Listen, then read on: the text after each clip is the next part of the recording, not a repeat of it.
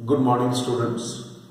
I think you all are remembering my last class's discussion. In our last class's discussion, I have done up to the energy of a particular orbit, nth orbit, energy of the nth orbit for the hydrogen atom.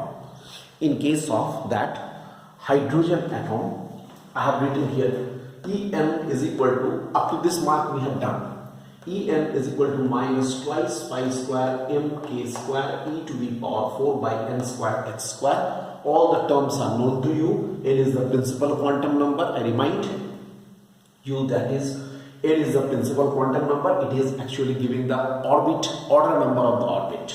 Innermost one is the 1, then 2, 3, 4 and so on. And H is the Planck's constant, obviously. Sixth equation I am writing. Now I will discuss the electron transition, jumping of the electron. We have discussed in the Bohr's postulate that electron can jump from the inner to outer or from outer to inner. Okay, if it is jumping from outer to inner, then the emission of the radiation will be taking place, and vice versa. Here, in that context, actually we shall discuss in that connection the spectral series of hydrogen atom also. That's why here is the atom, its nucleus, it is the first orbit, this is the second orbit. Suppose electron jumps from second orbit to the first orbit. What will happen? Emission of the radiation will be taking place, and according to Planck's quantum theory, we have already discussed, that is it should be E2 minus E1. E2 means the energy of outer level, E1 is energy of the inner level. So orbit number 2, what is the energy according to equation number 6? What is the energy of the second orbit? E2 is equal to minus twice pi square mk square e to the power 4 by n square h square. Sorry, n2 square h square. Everything will remain the same, constant, only n will be changing. Similarly, E1 is what? It is minus 2 pi square mk square e to the power 4 by n1 square h square. Then, according to Planck's quantum theory, E2 minus E1 should be hc by lambda. Actually, it is h into nu, so it will be hc by lambda. Emission of the radiation will be taking place. See here. So, how much it should be? Can I write hc by lambda is equal to, if I you can simply see the mathematics. If it is subtracted, E2 from E2, E1 is subtracted, then it will become positive. The second one will become positive.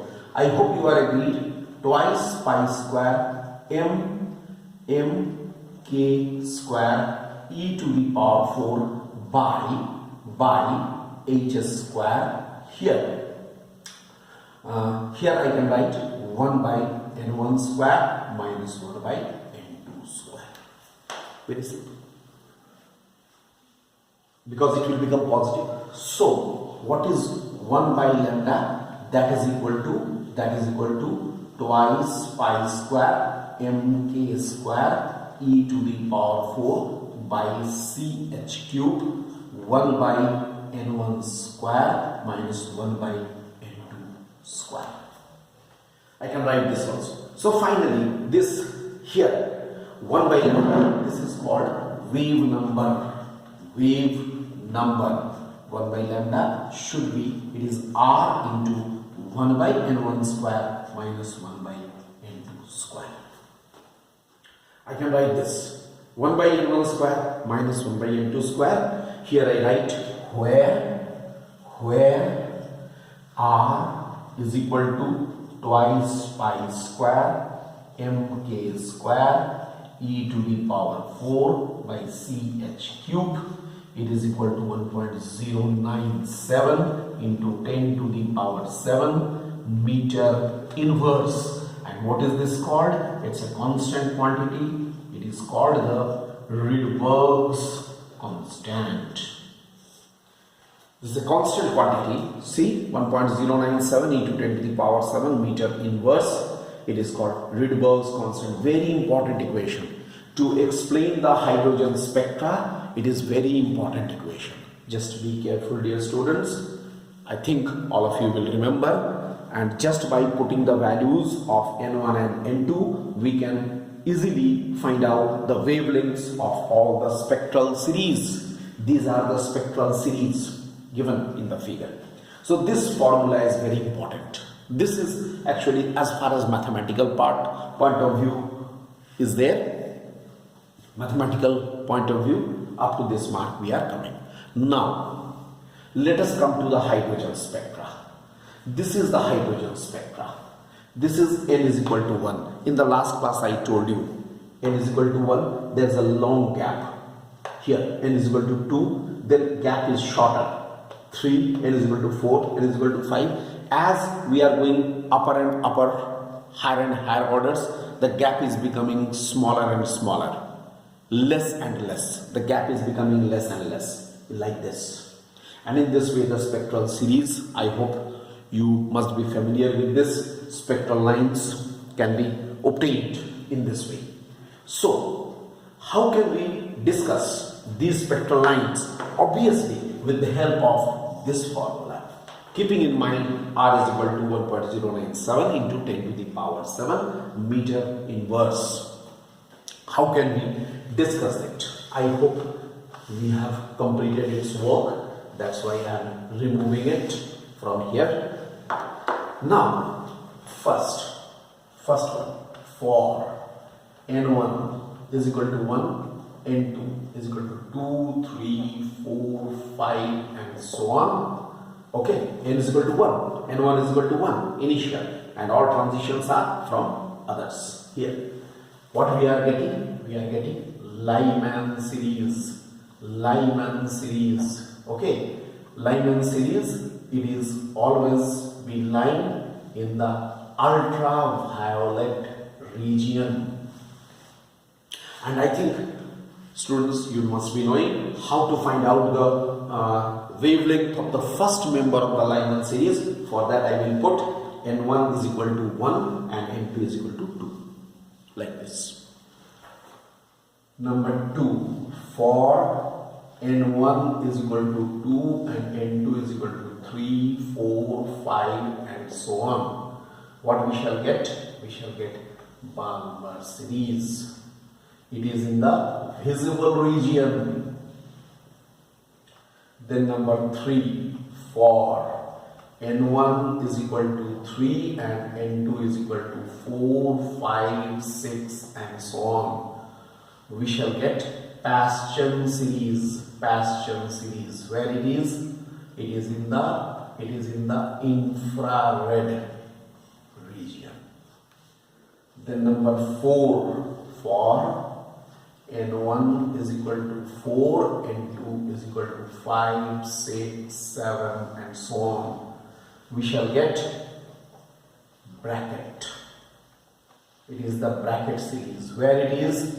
In the far infrared region. And number 5 is for N1 is equal to 5, N2 is equal to 6, 7, 8 and so on. We shall get, it is the P fund series, that is also in the far infrared region. Look, these are the descriptions of the different spectral series which we are getting, and all are diagrammatically represented here. Everything is justified, everything has been told to you, so no problem is there. I hope you are getting this. I am just leaving only the important formula which I have discussed. Here is the important formula. This is the important formula on the basis of which here is the formula for the wave number. This is all about the hydrogen spectra. Okay. So finally, when we are coming to wind up this, you can say Bohr's theory, then ultimately, finally, I am coming to limitations. Let us now discuss finally the limitations of Bohr's theory. Limitations.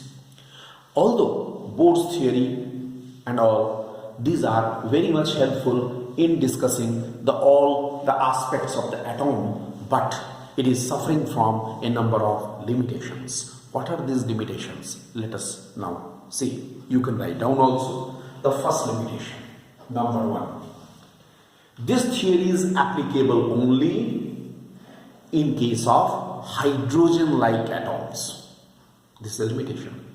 This theory is applicable only in case of the hydrogen-like atoms. Means the atoms which is having only one proton and one electron. Such type of the atoms, it is applicable. This is the first. Second point. In the second point, it does not explain why the circular orbits have been taken. It does not explain why circular orbits have been taken, because according to Bohr-Sommerfeld theory, the electrons revolve in the elliptical orbits. So by the Bohr-Sommerfeld, there is another theory, that is the Bohr-Sommerfeld theory. According to Bohr-Sommerfeld theory, electrons revolve in the elliptical orbit, but this is indicating that electrons are revolving in the circular orbit only. Why it is so? It is not explained here. Number 3, it does not tell us anything about the relative intensities of spectral lines. Relative intensities. It is giving us the wavelengths of the spectral lines, definitely, but it is not giving us any hint. It does not indicate anything about the relative intensities of spectral lines. Okay. Then number 4. It does not explain the further splitting of spectral lines. It does not explain the further splitting of spectral lines under magnetic field. Under magnetic field, that is called Zeeman effect. Under magnetic field, that is called Zeeman effect, and under the electric field, that is called the Stark effect. That means these spectral lines can be further, they can split, okay, under the magnetic field and electric field, which are known as the Zeeman effect and Stark effect respectively. About these also no hint, no indication, nothing is explained in this theory. So these are some of the important limitations. With this, dear students, we are completing this portion of atoms as far as our syllabus is concerned. Right? In the next class, we shall start the nucleus. Atoms is complete. Now the nucleus and the different nuclear phenomena which are there in our syllabus. Thank you.